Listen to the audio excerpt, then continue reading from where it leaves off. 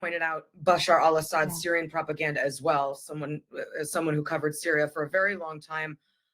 The things that she's done inside Syria and the things that she said about Bashar al-Assad and Syria are deeply, deeply troubling and should be worrisome. And I know many senators are worried about that. But the Democrats are very concerned about Tulsi Gabbard being the head of the National Security Intelligence. Folks, hello everyone. My name is Christopher. I'm the host of the Open Mind Show here on YouTube. I'm trying to inject a level of moderate discussion on our politics in our hyper-polarized world today. So if you're liking my content, definitely hit that like button, subscribe, share, tell all your friends, comment below, let me know what I'm doing right, and let me know what I'm doing wrong. Folks, when Tulsi Gabbard was announced in Trump's cabinet, I thought that was an interesting pick because Tulsi is not really one that colors inside the lines, and she's openly done things in the past that I'm sure Democrats and Republicans have criticized her for.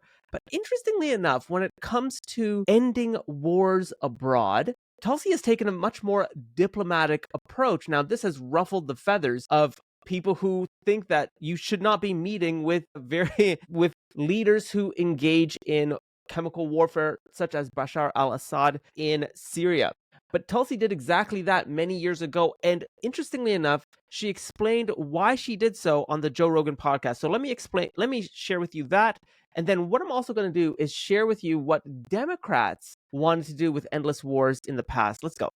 I'll just tell you what happened. I went to Syria to meet with Syrian people, to hear for myself from them about what was happening there.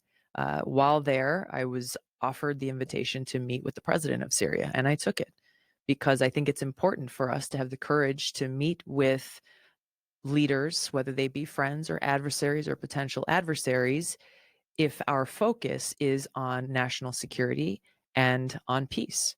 So I went and I had that meeting and I asked some tough questions and heard from him his perspective on what was happening and what he was doing in his country, and took the opportunity while there to meet with religious leaders, college students, members of the political opposition, small business owners, women who are working to start their own business to empower other women, Shia, Sunnis, Muslims, Christians, Catholics, people of all different religions.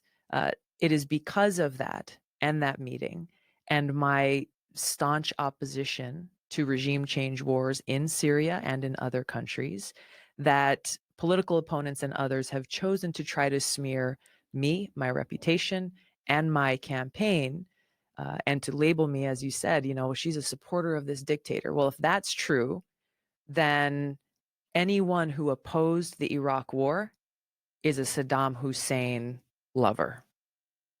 Now, this is a bit of a tricky position. Now, on the surface, you'd think that seems like a very diplomatic approach. She's going in there, she's trying to meet with civil society organizations, etc., and meet with Bashar al-Assad as well to talk about, not getting into these endless wars that the United States does. But, the other side to that is a couple things. One, people might say that you are legitimizing a leader despite the attacks he may be carrying out on his own people. You may not be raising some of those real issues to Bashar al-Assad because that should be raised, in my opinion, I think, from the president of the United States. So there's this undermining potentially of United States diplomacy by kind of turning a blind eye to some of those atrocities. But also, I think some critics would say, well, if you're meeting with this dictator, you are in a way legitimizing their rule because the United States does not stand for the types of behaviors that Bashar al-Assad may be engaging in. And so that gives great fodder to the other side, but also I think it's a somewhat legitimate criticism. You do want to, diplomacy is kind of like this delicate balance, and sometimes you don't want to overstep, but I do think that there's merit in the more diplomatic approach.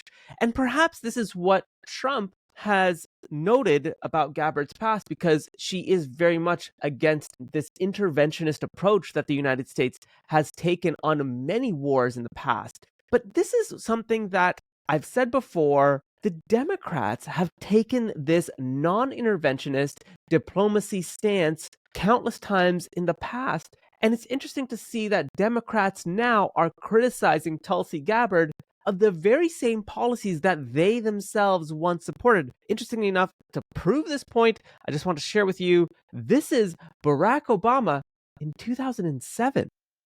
Not seen any change in behavior among Iraq's political leaders. And that is the essence of what we should be trying to do in Iraq. That's why I'm going to bring this war to a close. That's why we can get our troops out, our combat troops out within 16 months. That's why we have to initiate the kind of regional diplomacy, not just talking to our friends, but talking to our enemies, like Iran and Syria, to try to stabilize the situation there. But I just want to make this important point, because all of us, as we're campaigning, we're seeing this in human terms. People are on 2, 3, 4 tours of duty. Families are carrying an enormous burden. This year, we saw the highest casualty rates for American troops in Iraq since this war started. The same, by the way, is true in Afghanistan.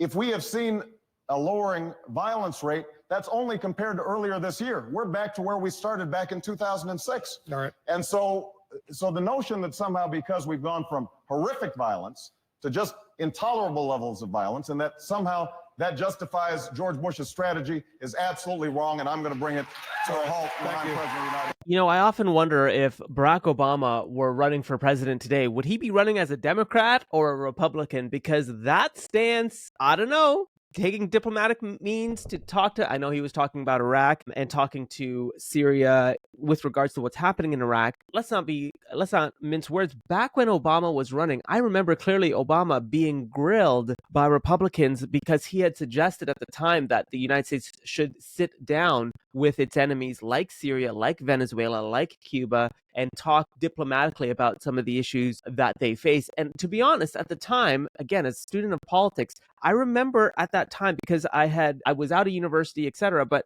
I remember prior to that, the ideas of diplomacy with your enemy were just these academic textbooks that we studied in school, and we all kind of came to the realization that political realism wouldn't allow that to happen. And here was Obama coming in with hope and change and saying that, like, we should actually sit down with our enemies and talk to them and get something through diplomacy. Interestingly enough, I think Obama shifted the Democrats' viewpoints on foreign wars towards not supporting endless wars, which is interesting because that's precisely the perspective, I think, that Tulsi Gabbard is taking. So I'd love to know what you think. Let me know in the comment section below. Let me know what you think. Do you think Tulsi Gabbard of 2024 and Barack Obama of 2007 would actually agree on these types of issues?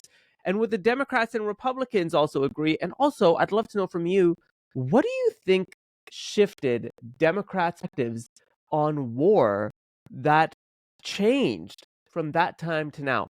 Let me know in the comment section below. As always, my name is Christopher. I'm the host of the Open Minds show here on YouTube, and I will definitely catch you in the next one.